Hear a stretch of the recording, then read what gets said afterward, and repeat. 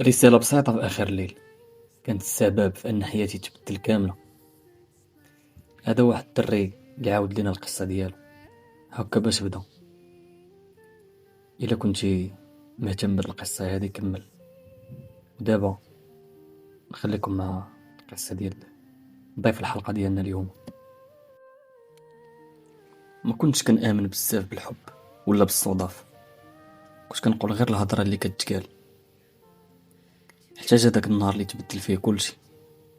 كانت واحد الليلة عادية، آخر الليل، ساكتة بزاف.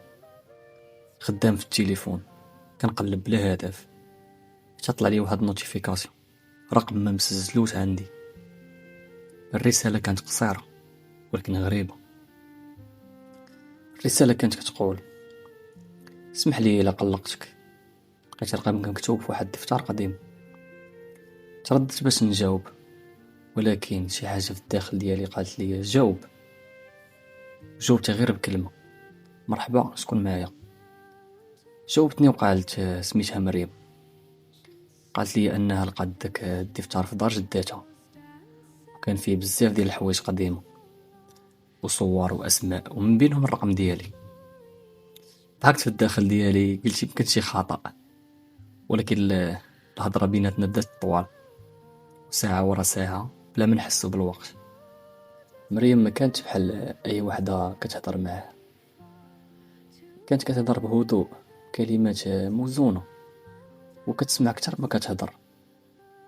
حسيت براسي كنحكي لها حوايج عمرني حكيتهم لشي واحد. دازت ايام، بقينا كنهضروا كل ليلة، حتى لواحد النهار سولاتني: واش عمرك حسيتي شي واحد كيعرفك بلا ما يشوفك؟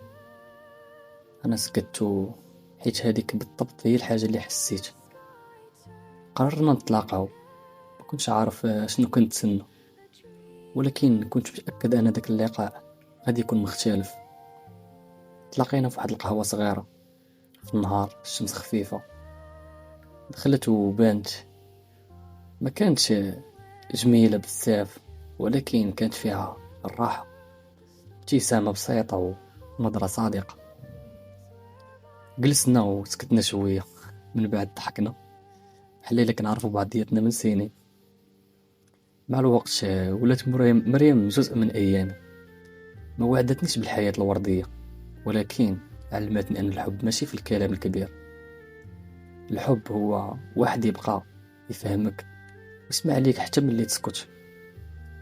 دابا كل مرة كنشوف داك الدفتر كنآمن أن بعض الصدف ماشي صدفة.